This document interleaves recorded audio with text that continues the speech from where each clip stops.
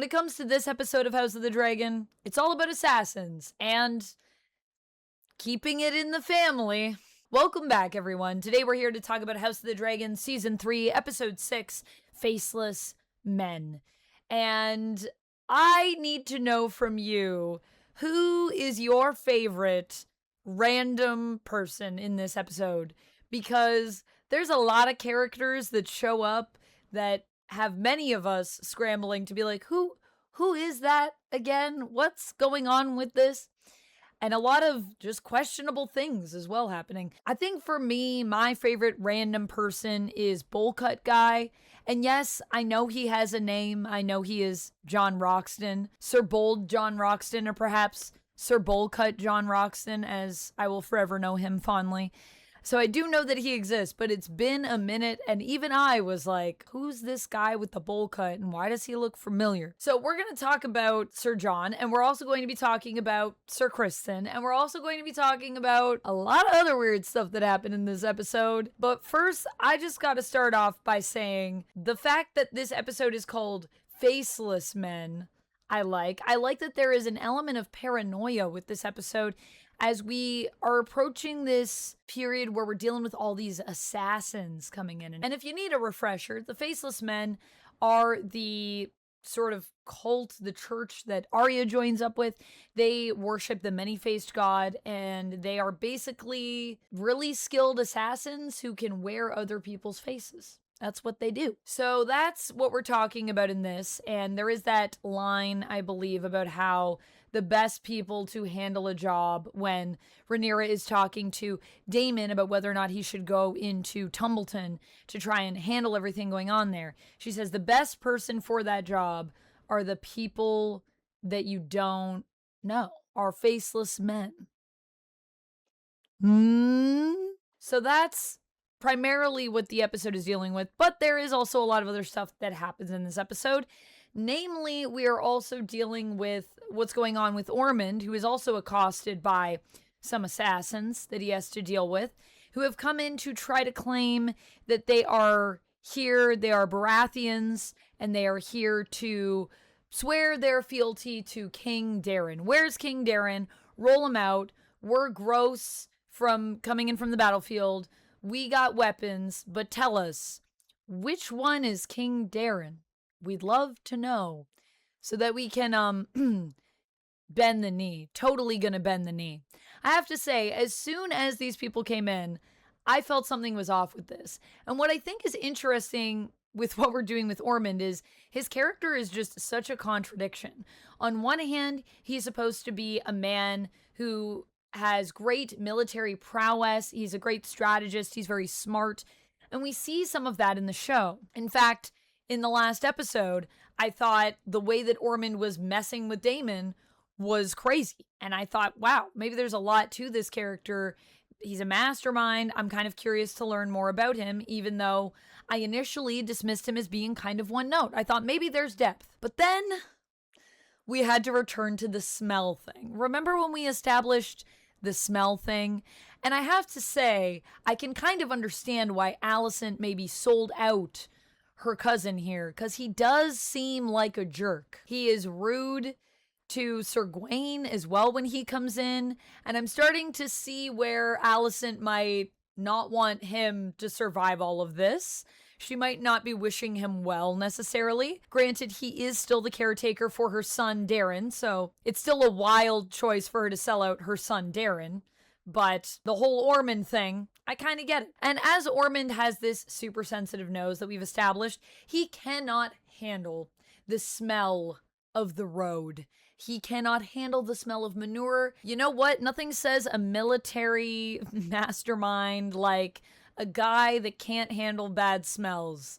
Goodness knows the battlefields, they smell great. So what it seems like we're implying here with this is that Ormond is extremely green. And I don't just mean he's one of the greens. I mean he is super green in terms of being on the battlefield and actually being in a battle. Because I would think he wouldn't fare very well. He'd probably just be like retching. And that is odd considering that we are still making him a really smart strategist. Now, granted, you can guide a battle from behind everyone else. He could be someone that's good at manipulating pieces on the board, but isn't great in a battle himself. That is kind of rare, I think, but it does happen historically. And granted, this isn't a historical story, this is fictional. So, sure, I guess why not?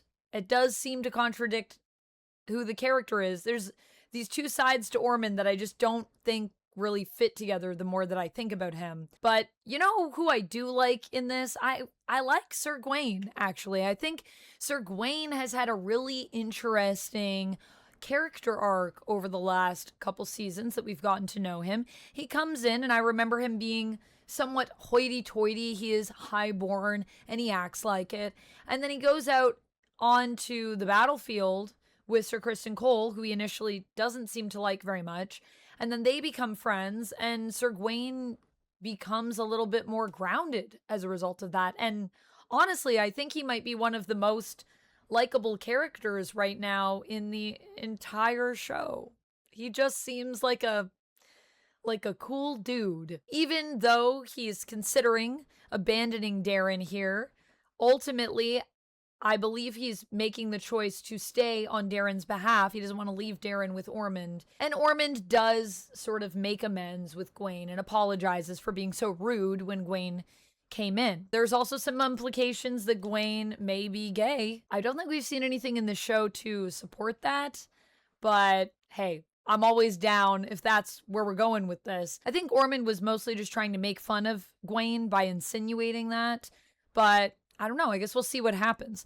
And hey, Gwayne did offer for Criston Cole to come with him to Old Town. Really, Criston Cole has had way more opportunities than I feel he should have to be the second to some great person. He could have been with two different queens. Rhaenyra, when she's a princess, is like, you could just stay as with me and be my little on the side. And he's like, nah, I don't do that. And then Alysanne, and he's like, no, I'm going to leave. I'm going to go do my thing. Can I have a kerchief? Although I really feel like that relationship was fizzling out anyways. And then Gwayne is like, come to Old Town, you know? Gwayne could have been the queen to Sir Criston Cole in Old Town for all we know. So it's been an interesting ride for some of these characters. Gwayne has definitely had a cool arc, and I can't wait to see what they do with him next. And I mean, we'll see what goes on in terms of any romantic revelations for the character. I don't think we've seen him be super romantic yet in anything, like in any episodes. So we'll see. There is a lot of romance happening actually in this episode, and there's a lot of tragedy in this episode as well. There are some romances that don't really make sense, in my opinion. Not because they're not lore accurate. I believe that the relationships I'm seeing here that I think are weird are actually lore accurate.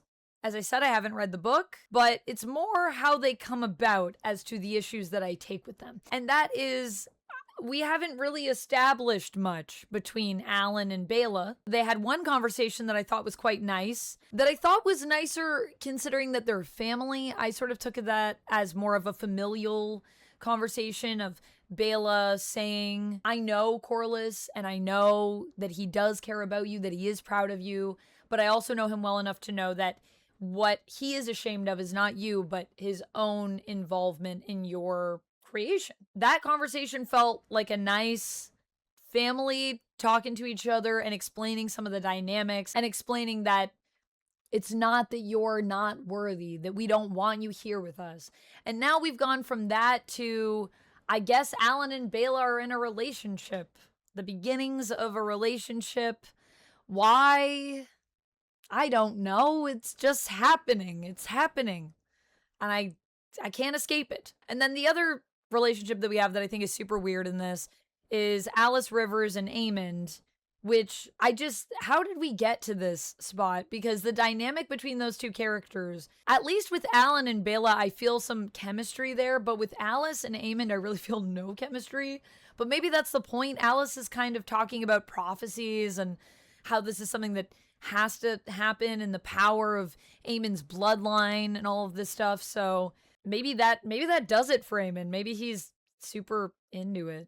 I don't know. It feels random. Both of these relationships feel like they're kind of coming out of nowhere, to be honest with you. But that's not all that's happening in this episode, because we also got to finally see the death of Sir Criston Cole, a character who I've been looking forward to seeing the demise of since season 1. And here we are now, and it's finally happened. And how was it? Was it satisfying? Was it as good for you as it was for me? To me, it was kind of a mixed bag, to be honest. I liked what we did with the character, him preparing for that final moment. Sir Cole taking out the kerchief and wrapping it around the sword and asking for the lives of his men to be spared and saying, let's end this honorably by having 2 of your men come up against me, 2 of your best. Let's go. Let's have an epic fight. And just being shut down hard, I think, is a great way for his story to end. We are maybe not building it up as well as it could have been, though. I just feel like we haven't really been able to see all of the destruction that Cole and his company have wrought in the Riverlands, and how this death is something that they really wanted to not have any bit of shine to it, because he was so despicable as a person that he just needs to be forgotten.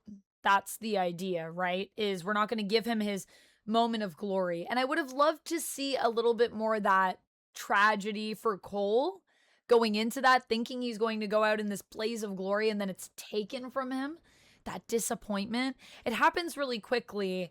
And I mean, I think when you're hit with an arrow, mostly you're probably just thinking, oh my gosh, I've been hit with an arrow. That's not good. So it makes sense, the reaction that we got in the show. I honestly think that Fabian Frankel was one of my favorite actors in this show. So his moments feel real to me, and I like his choices for the character. But I think the direction for this episode, we could have maybe done it a little bit differently. There could have been more of a consideration of, will he get this big moment? Won't he? But they shut it down really quick, and then he gets that arrow, and you already kind of sense it coming before it hits. I would have liked it to be a little bit more of a surprise, because in that moment when they're completely surrounded and Cole is trying to barter and they're essentially laughing at him, it feels like we already know where it's going. Just felt like we were missing a little bit of the drama in that moment. And of course, we also do have a famous character who's taking out Sir Criston Cole. Oh, did you not know that was a famous character? I mean, House of the Dragon, they did hold on her, and they even gave us a crest that was not accurate to the Blackwoods, but it's a crest, all right. That was Alysanne Blackwood, Black Ally, as she's known in the lore, in the histories. And she is a very important character for House Stark, but I feel like we just introduced her and we didn't really establish much with her.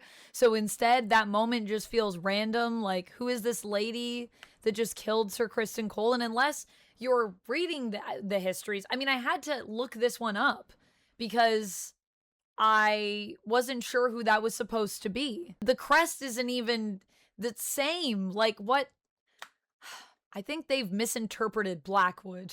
They thought, we'll make a tree. It's a black tree. It's a black wood. Not knowing that the weirwood is what's on the crest, which is a white tree. And it's black because it's covered in crows or ravens. I mean, I know they say they've read the book, but have they?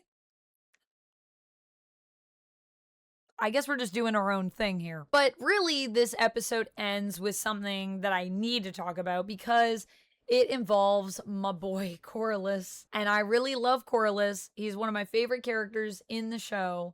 Rhaenys probably was my favorite ever, and she's gone now. And unfortunately, Corlys is in trouble because Sir Bolcut, John Roxton, has shown up.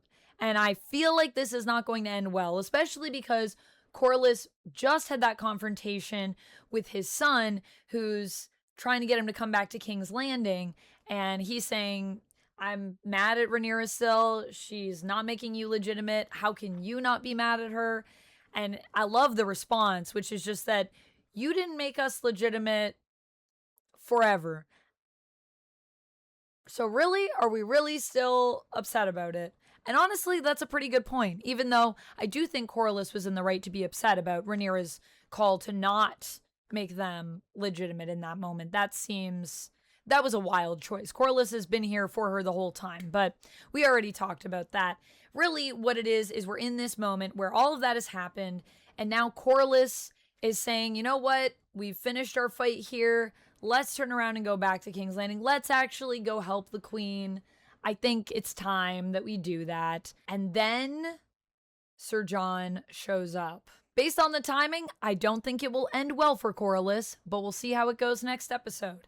I'm very nervous. That's all I have for this one. Thank you so much for taking the time out of your day to watch my video. Let me know your thoughts on this latest episode of House of the Dragon down in the comments below. Did you like it? Did you not? For me, it felt a little bit like Whiplash. I really liked the last episode. And then this episode was just kind of disappointing. Like, just every element that I was excited to see felt a little flat for me.